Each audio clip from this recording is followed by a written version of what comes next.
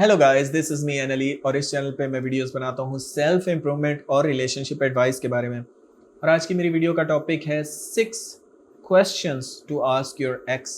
6 वो सवाल जो आपको अपनी एक्स से पूछने चाहिए जब वो वापस आए। ठीक है, before going towards this topic मैं कहूँगा प्लीज सब्सक्राइब कर दो मेरे चैनल को ताकि आने वाली हर वीडियो आपकी हेल्प कर सके। और अगर आपके क्वेश्चंस हों you can ask me on Instagram, the link is in description. वो 6 सवाल कौन से हैं? 6 क्वेश्चंस जो आपको आपकी एक्स से पूछने चाहिए जब वो वापस आए।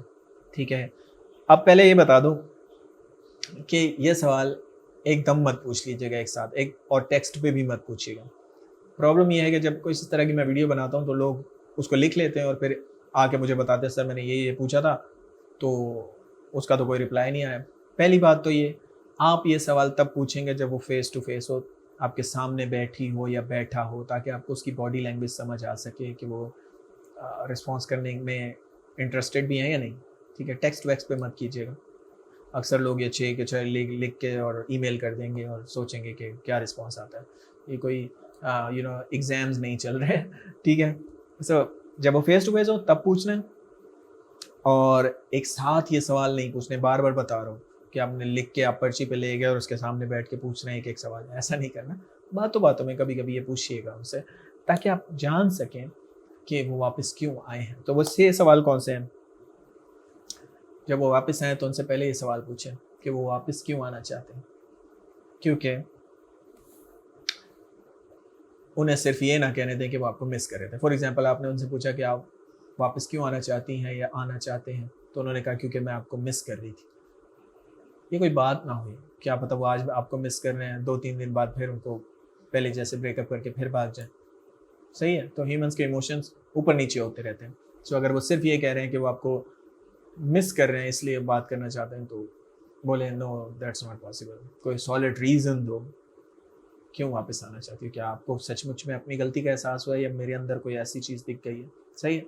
सो अगर वो आपको सिर्फ मिस यू कह रहे हैं तो ये कोई बड़ी बात नहीं है। ह्यूमंस के इमोशंस ऊपर और नीचे होते रहते हैं। दूसरा सवाल आपको पूछना चाहिए, why should I give you another chance? मैं आपको दूसरा चांस क्यों दूँ? क्योंकि आपने एक बार मेरा दिल तोड़ा है। अगर वो इस पर शर्मिंदा हैं, माफ़ी मांगते हैं और वो आपको एक्सप्लेन करते हैं कि हाँ उनसे गलती हो गई है और वो आपसे प्यार करते थे, may be heat of the moment में कुछ हो गया है या उनको दूर रह के रियलाइज़ हुआ है, अगर वो एक्सप्लेन करते हैं ट्रूली, जो कि आप फेस टू फेस अगर होंगे तो आपको पता भी चल जाएगा उनकी बॉडी लैंग्वेज से, आंखों से, तो फिर आप उन्हें एक्सेप्ट करें। अदरवाइज फिर कहूँगा कि कोई सॉलिड रीज़न होना चाहिए।